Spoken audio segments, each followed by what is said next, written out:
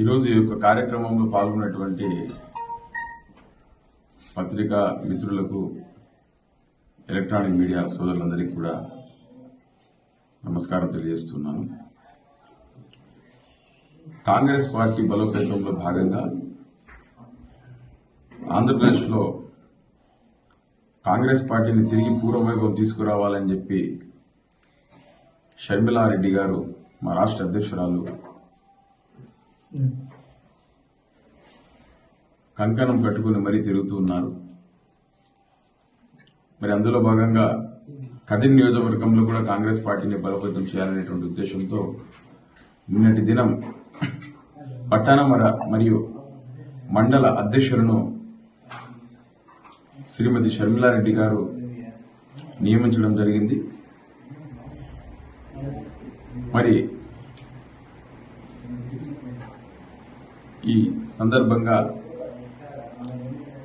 మా పార్టీ అధ్యక్షురాలు షర్మిలారెడ్డి గారికి, సిడబ్ల్యూసీ సభ్యులు రఘువీరారెడ్డి గారికి ధన్యవాదాలు తెలియజేస్తున్నాము. మరి కాంగ్రెస్ పార్టీ కదిరి పట్టణ అధ్యక్షుడిగా షేక్ అల్లా ప్రకాష్, అదేవిధంగా తనకల్లు మండల అధ్యక్షుడిగా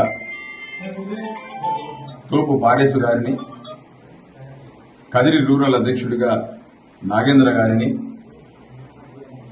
నల్లచెరువు మండల అధ్యక్షుడిగా బావ ఫక్రుద్దీన్ గారిని, గాండ్లపేట మండల అధ్యక్షుడిగా చంద్రశేఖర్ నాయక్ గారిని, తలుపుల మండల అధ్యక్షుడిగా అబ్దుల్ మునాఫ్ గారిని శ్రీమతి వైఎస్ షర్మిలారెడ్డి గారు నియమించడం జరిగింది.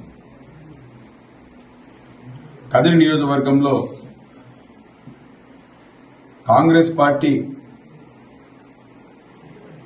అధికారంలో ఉన్నప్పుడు, ప్రస్తుతం ఈ యొక్క కూటమి ప్రభుత్వంలో ఏ విధంగా ఉందనేది ప్రజలందరూ కూడా గ్రహిస్తున్నారు.